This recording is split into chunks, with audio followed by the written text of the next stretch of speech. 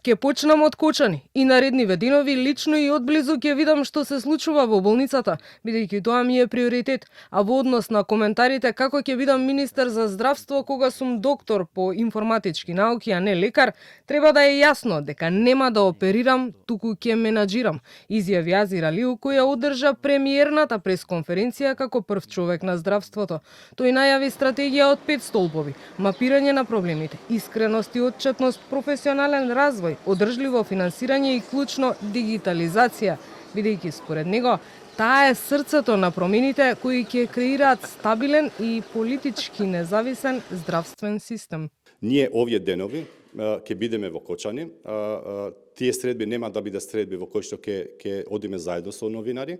Идејата е да бидеме заедно со граѓаните и реално да ги согледаме и да ги видиме потребите во кои што ги имаат. Утре имам средба со директорката на болница Кочани, така да затоа и ќе почнам од таму. Прв приоритет ни е Кочани. Јас сум доктор по информатички науки, не сум лекар.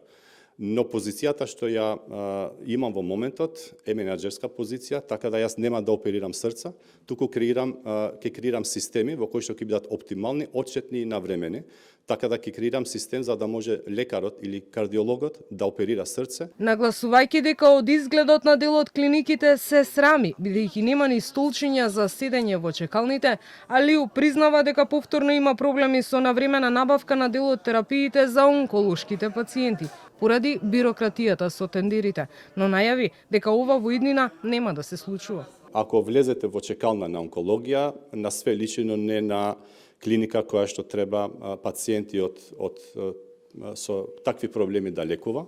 Знаете дека заради природата на болеста тие морат да се и плюс со некој од семејството и така натаму.